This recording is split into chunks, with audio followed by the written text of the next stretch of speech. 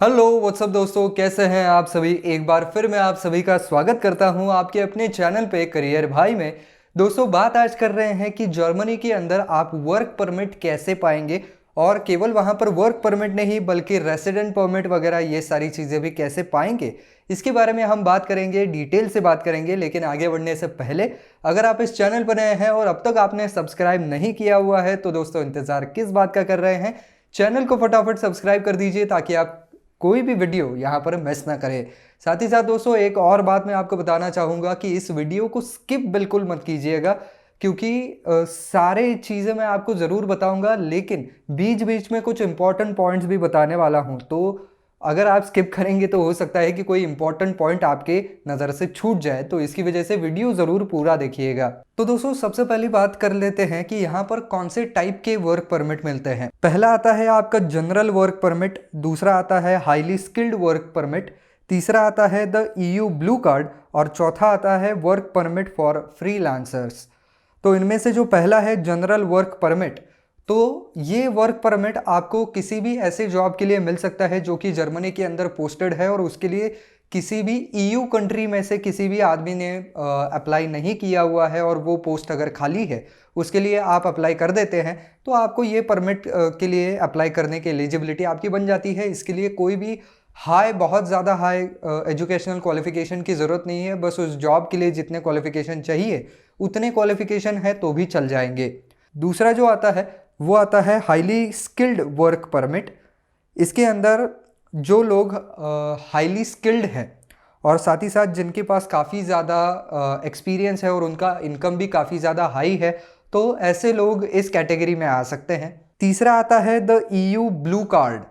तो EU का मतलब European union, the European union blue card नाम से एक और परमिट देते हैं ये, जिसके अंदर आप तभी अप्लाई कर सकते हैं जब आपकी सालाना आमदनी जो है वो 56,800 यूरो या उससे कम अगर चाहिए तो 44,304 यूरो के बीच में है, तो आप इसके लिए अप्लाई कर सकते हैं। आखिरी जो है वो है वर्क परमिट फॉर फ्रीलांसर्स। तो इसके अंदर जो है वो आप अगर फ्रीलांसर है, सेल्फ एम्प्लॉयड है तो भी चल सकता है, बशर्ते आपको ये प्रूव करना पड़ेगा कि आपके पास क्लाइंट जो है वो पर्याप्त मात्रा में है जो कि आपको काम दे सकते हैं और वहां पर काम करके आप आपका गुजारा कर सकते हैं। अब बात करते हैं कि कौन से नॉन जर्मन लोग जर्मनी में जाकर के काम कर सकते हैं। तो इसके भी 3 प्रकार होते हैं। सबसे पहला है EU, EEA या स्विट्जरलैंड का कोई भी आदमी, EU यानी कि यूरोपियन यूनियन में जो भी देश है उनमें से कोई भी व्यक्ति जो है वो यहाँ पर जर्मनी के अंदर जा सकता है, काम कर सकता है। इसके अलावा EEA संगठन में से जो भी कोई कंट्रीज़ हैं वहाँ के नागरिक आ सकते हैं, और स्विट्ज़रलैंड के नागरिक भी जर्मनी के अंदर फ्रीली आ सकते हैं। इसके अलावा USA, Canada, Australia, New Zealand, Israel, Japan और साउथ कोरिया का एक अलग ग्रुप बनाया है। और तीसरा ग्रुप जो है वो है अदर नॉन EU नेशनल्स, यानी कि बाकी के जो भी कोई बचे हुए दुनिया की कंट्रीज हैं उनमें से सारे लोग। तो ये 3 कैटेगरीज उन्होंने कर दी है। अब बात कर लेते हैं कि वर्क परमिट को कैसे ऑब्टेन किया जाए, उसकी प्रोसेस क्या होती है। तो देखिए, जो लोग यहाँ पर EU से या EEA या स्विट्ज़रलैंड से आते हैं या USA, जापान या बाकी की जो सारी कंट्रीज़ उन्होंने दी है, Canada, Australia, New Zealand, Israel, South Korea, इन कंट्रीज़ में से आते हैं तो उनको वहाँ पर वर्क परमिट लेना थोड़ा सा आसान होता है। लेकिन जो लोग इनमें से किसी कैटेगरी में नहीं आते हैं उनके लिए ये बात थोड़ी सी मुश्किल हो जाती है। इसके बाद रेसिडेंट परमिट अगर आपको चाहिए तो आपको एक जगह पर अप्लाई करना पड़ेगा जिस जगह का नाम है आउसलैंडर बेहोर्द। तो ये आउसलैंडर बेहोर्द जो है वो हर एक कस्बे का, हर एक रीजन का अलग अलग होता है।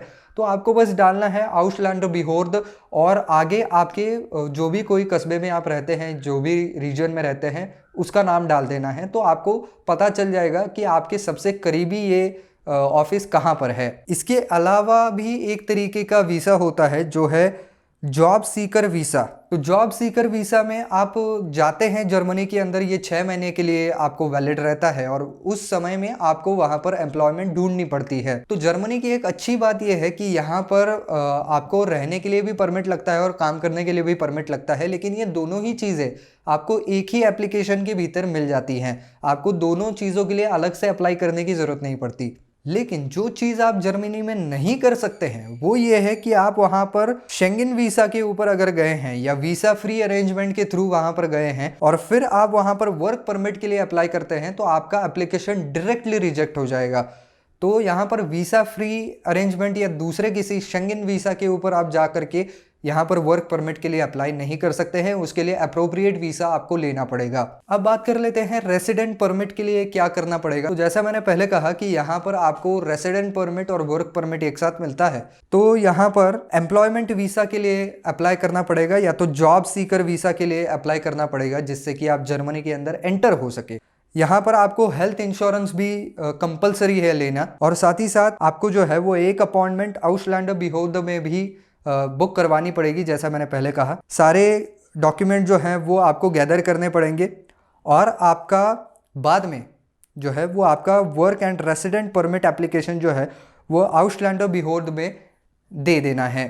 अब ये दोनों ही तरीके के जो वीज़ा हैं, यानी कि एम्प्लॉयमेंट वीज़ा या जॉब सीकर वीज़ा, ये दोनों ही आपको जर्मन एम्बेसी के अंदर अप्लाई करने पड़ेंगे, वहीं से आपको ये मिल सकते हैं। तो एम्प्लॉयमेंट वीज़ा ऑब्वियसली आप तभी अप्लाई करेंगे जब आपके पास जॉब ऑफर है, और जॉब सीकर वीज़ा आप तभी अप्लाई करेंगे जब आपके पास कोई भी एक्टिव जॉब ऑफर नहीं है, लेकिन आप वहाँ पर जा करके जॉब ऑफर जो है वो ढूंढ रहे हैं, कोई जॉब ढूंढ रहे हैं। और in case of job seeker visa, आप एक बार आपको वहाँ पर जा करके जॉब मिल जाए, उसके बाद भी आप यहाँ पर वर्क और रेसिडेंट परमिट के लिए अप्लाई कर सकते हैं। तो अब बात कर लेते हैं दोस्तों वहाँ के रेसिडेंट परमिट के लिए डॉक्यूमेंट्स कौन से लगेंगे।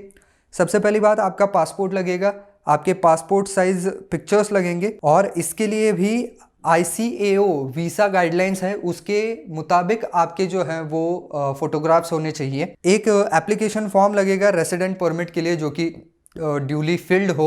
साथ ही साथ declaration on the employment relationship करके एक और चीज़ होती है, वो भी आपको वहाँ पर दिखानी पड़ेगी, और ये आपके एम्प्लॉयर के द्वारा कंप्लीट किया जाना होता है। इसके अंदर आपको करने जैसा कुछ नहीं होता है, ये एम्प्लॉयर आपको देगा। और ये कैसा होना चाहिए और कैसा वो होता है, ये देखने के लिए आपको German federal agency of work, इसके अंदर जाकर के आप इसका नमूना देख सकते हैं। साथ ही साथ आपका वर्क कॉन्ट्रैक्ट या आपकी जॉब ऑफर जो है उसकी भी एक कॉपी लगने वाली है। साथ ही साथ सर्टिफिकेट ऑफ रजिस्ट्रेशन ये भी लगेगा।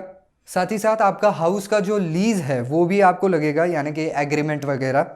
और साथ ही साथ रिटर्न कंफर्मेशन लगेगा आपके लैंडलॉर्ड से कि ये लोग जो है वो यहीं पर रहते हैं, और आपकी यूनिवर्सिटी की डिग्री या डिप्लोमा जो भी आपकी पढ़ाई हुई है उसकी ओरिजिनल कॉपी भी लगने वाली है।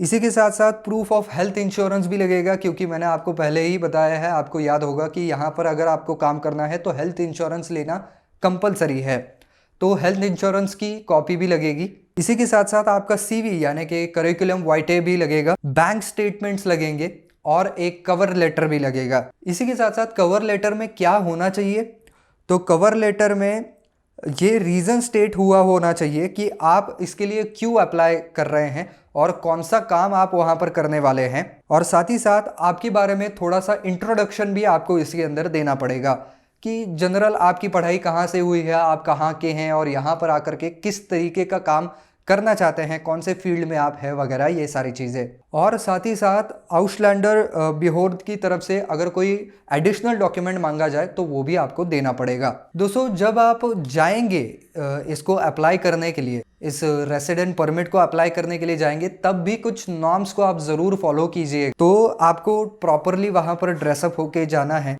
फॉर्मल ऑफिस स्टाइल के कपड़े जो है वो आपको वहाँ पर पहनने चाहिए, कोई भी ज़्यादा फंकी कपड़े पहन करके ना जाए। साथ ही साथ आपके जो सारे के सारे डॉक्यूमेंट्स हैं जितना हो सके ऑर्गेनाइज मैटर में रखिए, फाइल फोल्डर्स में लगा करके रखिए, जिससे कि देखने में आसानी हो।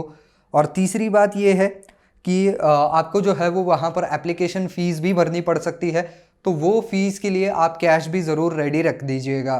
तो ये सारी चीज़ें जो हैं वो आपको यहाँ पर ध्यान में रखनी है अगर वहाँ पर जा कर के आपको वर्क परमिट चाहिए और बाद में रेसिडेंट परमिट चाहिए। हालांकि वहाँ पर जो प्रोसेस होती है वो सरल होती है, लेकिन कुछ नॉर्म्स और कुछ डॉक्यूमेंट्स जो है वो वहाँ पर बेहद ज़रूरी हैं, तो वो आपको ज़रूर उनकी पूर्तता करनी पड़ेगी। तो बस दोस्तों आज के वीडियो में बस इतना ही। अगर आप चाहते हैं कि मैं जर्मन सिटीजनशिप के ऊपर भी अलग से वीडियो बनाऊं तो कमेंट सेक्शन में ज़रूर लिख दीजिएगा, मैं उसके ऊपर भी अलग से वीडियो ज़रूर बना दूंगा। फिलहाल इस वीडियो को ज़रूर लाइक कर दीजिए और ज़्यादा से ज़्यादा शेयर करने की भी ज़रूर कोशिश कीजिए।